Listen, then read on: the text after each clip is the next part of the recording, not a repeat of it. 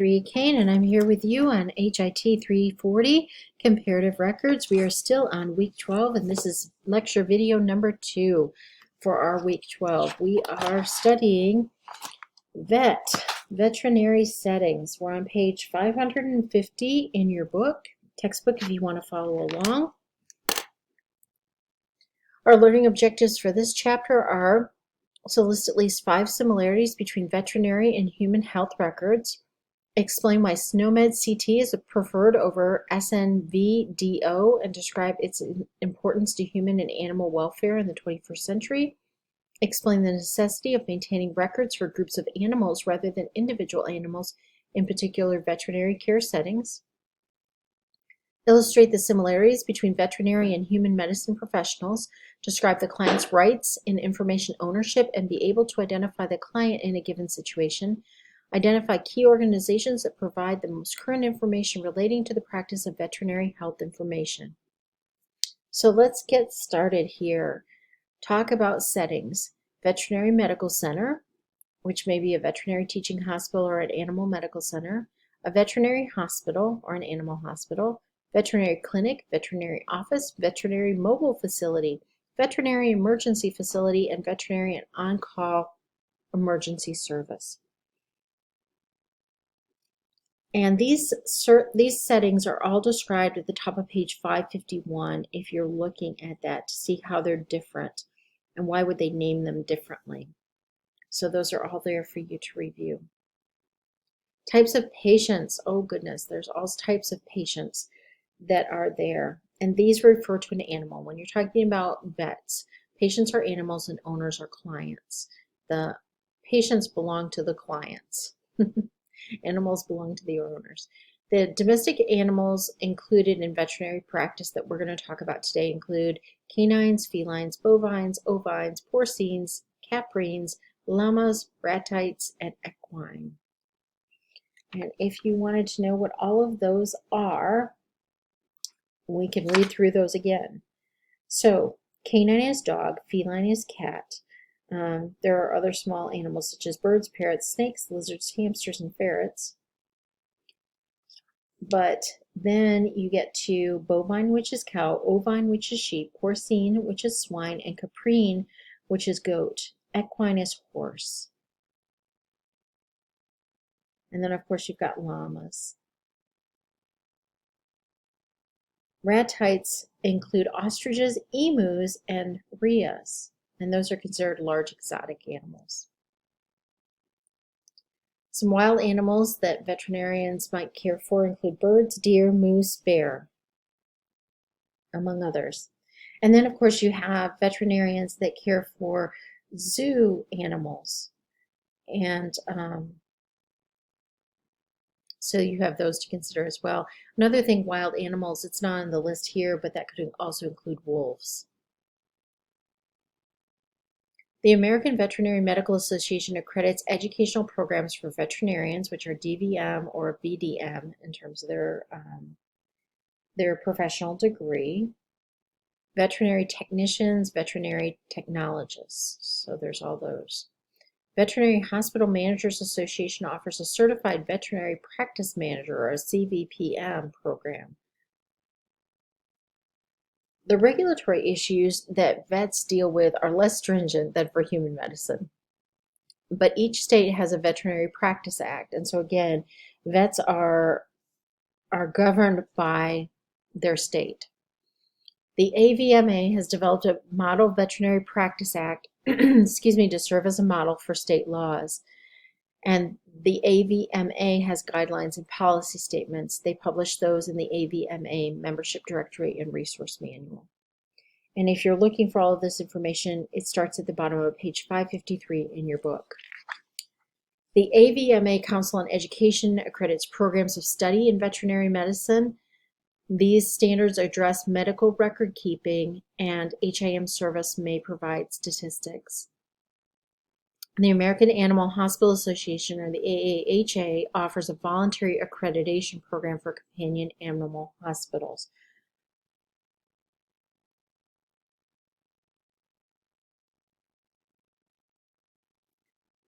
When you talk about documentation in veterinary practices of animals, their records, typical elements include owner and animal identification, vaccination history, chief complaint, medical history, physical exam, diagnostic reports.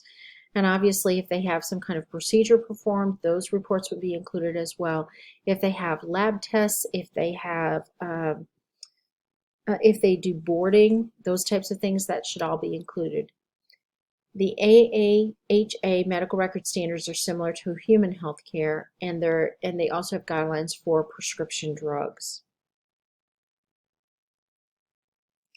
At the bottom of page 555 in your book, it goes through a more detailed list of elements that you might see in an animal's medical record and how similar they are to humans. And that goes over into page 556. It does include progress notes, surgical and dental records, including consent forms signed by the client, written discharge summary and instructions. Sometimes they may choose to do an autopsy or a necropsy, and that's a postmortem exam. And so those reports would be included, and then any financial records. And we talked about the AAHA having medical record service standards. Those are very common with accreditation standards for health information in human healthcare. For instance, those standards address legibility, use of standard abbreviations, authentication of entries, documentation of communications between the healthcare providers and the client, security and confidentiality of paper and electronic records, use of standardized medical nomenclature for diagnosis and problem lists, and a recognized mechanism for standardized transmission and analysis of data. So some very, very similar things that we see between human healthcare and animal healthcare when it comes to documentation. Most medical records for animals are in the POMR format or problem-oriented medical record format. Sometimes it's a combination of the POMR and the SOMR, source-oriented medical record format. It says in your book that the the combination is used in veterinary teaching hospitals most commonly, and the source-oriented record is more common in non-teaching hospitals.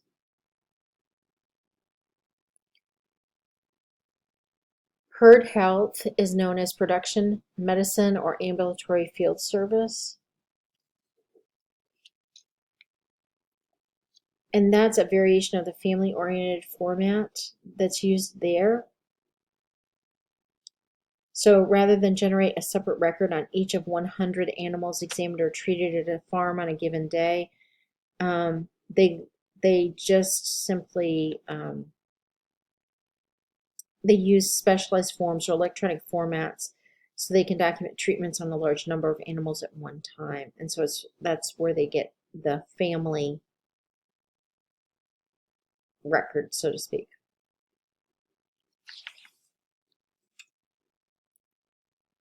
In terms of reimbursement, almost all of it is out of pocket. Although there is some in pet insurance,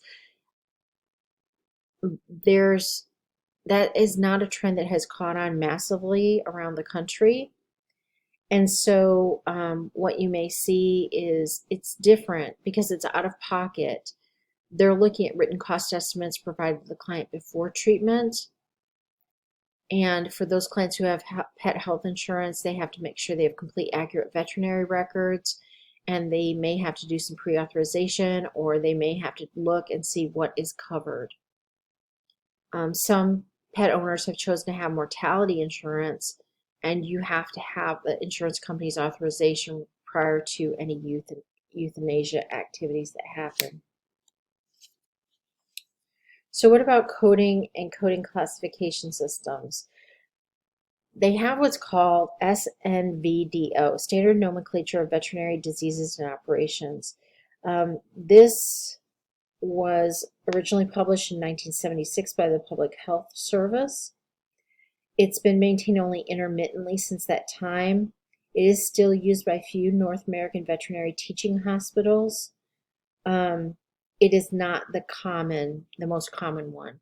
Most veterinary practices have switched over into SNOMED CT, and they have a browser interface, and there is an adaptation of SNOMED CT specifically for the veterinary setting. And this information, where you can read through it, is at the bottom of page 561 into 562, and actually a little bit onto 563. And we're studying SNOMED right now in several other classes, so it kind of dovetails well with that, even though we're not going into the adaptation for the veterinary setting. There's something called the Veterinary Medical Database, and this is data from veterinary teaching hospitals. The abstract is submitted electronically, and they maintain the database. There's also an orthopedic foundation for animals, and so these are the data sets that they're keeping for research and going through all of that. Anyway, the Orthopedic Foundation for Animals was established in 1966 to provide registries for standard evaluation of canine dog hip and elbow dysplasia. And they're trying to lower the incidence of inherited disease. They've now expanded the databases to include patellar luxation, autoimmune thyroiditis, congenital heart disease, leg calve, Perth's disease, sebaceous adenitis, congenital deafness, shoulder osteochondritis dissecans, and several other DNA-based databases such as von Willebrand's disease and progressive retinal atrophy. So you don't need to know all that detail, but just know that there are data sets in veterinary medicine. Talking about information systems, there are vendors who have developed veterinary health information systems, and they have and there's a number of those vendors, and they've developed these systems, they've put them out there, and they have made sure that they meet the standards for data exchange in healthcare using HL7 and LOINC. And then your book covers on top of page 566, figure 15.2, some examples of veterinary practice information systems. You can see the company names and their product names. They also have their website addresses in case you want to go out and look at those. And vet practices, going back to this with electronic health information, vet practices vary. Some have embraced electronic records, others still prefer paper. Quality improvement and utilization management, there are no formal requirements for either one. Informally, teaching and research activities are linked to quality discussion and improvement, but where you do see quality improvement and utilization management is in the tiny sliver of pet insurance that happens. But again, it's such a tiny sliver, and that's really more limiting what they will pay rather than quality improvement or utilization management. It's nowhere near what healthcare or dentistry has become for either of these topics. Risk management, they do have incident reporting forms, any injury to owners, while restraining the patient is an area of risk. So there's some risk management in vet practices, but it's not nearly what it is in either healthcare or dentistry. Legal issues, some of those are determining who the client is. And sometimes it's difficult to determine who the client is. The legal system generally considers an animal to be a form of personal property. When someone calls to arrange an appointment for an animal or simply presents an animal for exam or treatment, ownership is implied unless information is given to the contrary.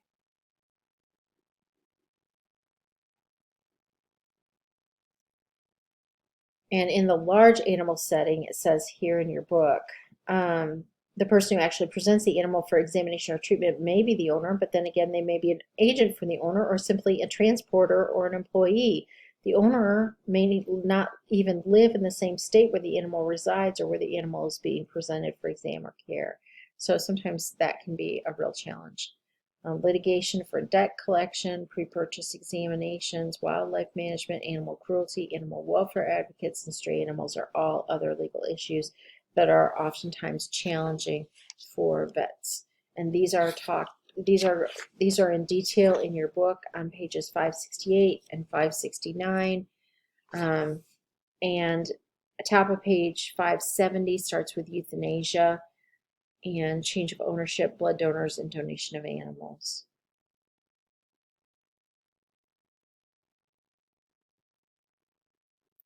And it goes through what all these are and why they are a legal issue.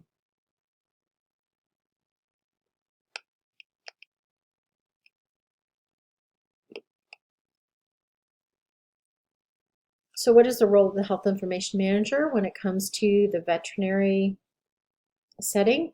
Well, we have experience with record systems, with statistics, and there is an American Veterinary Health Information Management Association. So if animals are your love and this is a way that you want to pursue utilizing your HIM background, you will definitely want to go out and take a look at the AVHIMA and possibly pursue membership with them. Trends in veterinary medicine. They are increasing their use of EHRs. They are increasing their use of SNOMED CT. They are now embracing telemedicine. Unfortunately, lawsuits have increased in the vet field. We now see a correlation sometimes between human and animal disease. In fact, there were a couple of COVID cases. I saw articles about where owners and their animals tested positive for the COVID virus. Agribusiness continues to be a challenge. Bioterrorism, public health, Department of Defense, and public safety are all trends that involve the veterinary medicine field. And again, this is covered pages 572 to 573 in your book. So in summary, an HIM professional can apply their traditional skills to a vet setting. Additional information can be provided to equip health information managers to serve in the veterinary setting. Think again about the AVHIMA and their information and membership. Benefits include fewer government regulations, a lot fewer, much, much fewer. Opportunity to contribute to veterinary science and contact with animals. Some web activities, and this is on page, I think, yes, it's on page 574. If you're interested, you can take a look at these websites or do some additional information. And that is it for chapter 15. We are not going to be covering chapter 16, so next week we will be on chapter 17, and that will be our last chapter with the textbook. Hope you have a great week, and look forward to catching up with you again soon. Bye.